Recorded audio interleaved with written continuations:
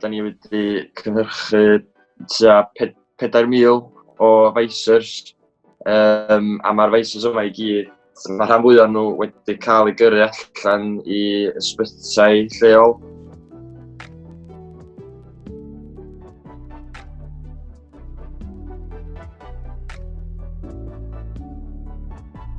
Dwi'n gweithio i Menter Môn, dwi'n swyddog prosiect ar cynllun arloesi Gwynedd Wledig. Un o'r prosiectau dwi'n gweithio ar ydy Fuse, a be ydy Fuse ydy gofod gwneud neu makerspace. Mae yna lot o offer high-tech ar gael yn Fuse gan gynnwys argraffydd 3D. So nes I gael galwad ffôn gan Dr Simon Burnell o Ysbyty Gwynedd yn gofyn os oedd hi'n bosib defnyddio yr 3D printers oedd gynnon ni yn Fuse mwyn creu visors i'r ward oedd o'n gweithio ar yn Ysbyty Gwynedd. Felly I ddechrau oeddwn ni jyst I meddwl gwneud tua 200 ohonyn nhw. A wedyn nathon ni wneud bach o waith ymchwil sbio fewn iddo fo, a nathon ni ffeindio allan fod yna griw o bobl yn trio gwneud hyn yn barod yn Gogledd Cymru. Nathon ni ddod I gysylltiad hefo M-Sparc a Northwest Tech. Oedden nhw wrthi yn trio penderfynu pa visor fysa'r gorau, so o'na wahanol fatha ohonyn nhw I gyd hefo fatha dyluniad gwahanol. So nathon ni ddechrau drwy gysylltu hefo M-Sparc a felly, a wedyn nathon ni ddod fyny hefo rhyw fath o consortiwm o fusnesa a grwpia ag unigolion yn dod at ei gilydd mwyn trio cynhyrchu'r visors felly. Nath Northwest Tech, nathon nhw wneud fatha rhyw fforwm ar y gwefan nhw. Oedd mamal pob yn dod at ei gilydd mwyn rhannu syniadau, cael gwybod mwy o wybodaeth am y defnyddiau, am yr gwahanol modelau o'r visors. A wedyn nathon ni benderfynu na M-Sparc, sef Parc Gwyddoniaeth Prifysgol Bangor. Fanna fysa'r canolbwynt yr cynhyrchu. Mae pob sydd yn printio'r visors yn mynd â nhw draw I M-Sparc, a wedyn mae yna tîm ohonon ni wedyn yn glanhau nhw ac yn rhoi nhw at ei gilydd ac yn pecynnu nhw ac yn gyrru nhw allan i'r pobl sydd angen nhw. Heriau nathon ni wynebu. Un ohonyn nhw oedd trio cael gafal ar rhai o'r defnyddiau, achos dwi'n meddwl o'na lot o bethau tebyg yn mynd ymlaen ar draws y wlad I gyd, pobl yn trio creu PP hunan. Felly I ddechrau oeddwn ni yn cael trafferth I ddod o hyd I ddefnydd I greu y visors I hunan, lle o plastig clir. Oeddwn ni'n, gont i'n anodd dod o hyd I filament ar gyfer y 3D printer. Ond lwcus, nathon ni gallu dod dros dyna drwy ffeindio rhyw gwmnïau lleol oedd yn gallu helpu ni.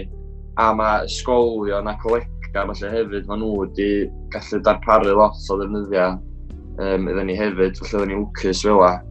Un o'r heriau eraill oedden ni'n wynebu oedd cydlynu pawb, gan bod yna gymaint o bobl isio bod yn rhan ohono fo ac isio helpu.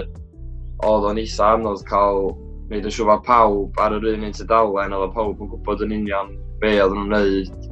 Achos oedd yn isio bob dim fod yn gyson, oedd yn isio pawb fod yn printio y pethau cywir yn lle bod pobl yn wastio amser ag defnyddio. So oedd hynna'n chydig bach o salens, jyst wneud yn siŵr fod ni'n cael yr neges yn glir yn union be oedd yn isio. Ag jyst cydlynu fo yn herma deliveries a pwy oedd yn cael be, a jyst yr ochr cydlynu fo I gyd. Hwnna'n chydig bach o salens hefyd. Swn i'n licio rhaid mention I M-Sparc yn amlwg, achos fanna oedd y canolbwynt o'r holl gynhyrchu. Mae'n enwedig Pryderi ag Emily, Derek a Catherine hefyd.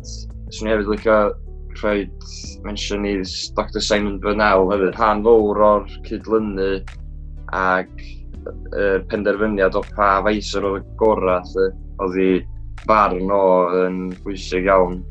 Hefyd Wyn Griffiths, mae o'n ddilynydd lleol a mae o wedi bod yn rhan o Project Fuse. Dwi'n meddwl na Wyn sydd wedi printio'r mwyaf o faces. Mae gennym ni fath o graff ac oedd Wyn yn o flaen lot o bobl. Dim bod o'n gystadleuaeth, ond mae Wyn wedi cyfrannu lot o'i amser i helpu allan. Yn amlwg, mae yna gymaint o unigolyn ar draws Gogledd Cymru wedi cyfrannu drwy printio faces i hunan. So, jyst diolch mowr iddyn nhw, so ni'n wedi gallu cyrraedd 4,000 o faces heb bob un ohonynt. Dim ots faint maen nhw wedi printio, dim ots os maen nhw wedi printio 10, 50, 500. Mae bob un wedi gwneud gwahaniaeth. Wel, jyst cario ymlaen i ymgysylltu hefo'r gymdeithas, achos mae yn yr enw rili dydy busnes cymdeithasol. Cario ymlaen i gysylltu efo cymdeithas, gweld beth ydy'r anghenion, a hefyd i beidio bod ofyn addasu chydig bach ar eich rôl chi i siwtio beth sydd angen yn y gymdeithas rwan, achos yn amlwg mae'r gymdeithas yn gwynebu her eitha mowr oherwydd y Covid-19 yma, felly mae'n bwysig bod ni'n addasu ffordd ni'n gweithio i siwtio be 'di anghenion y gymuned.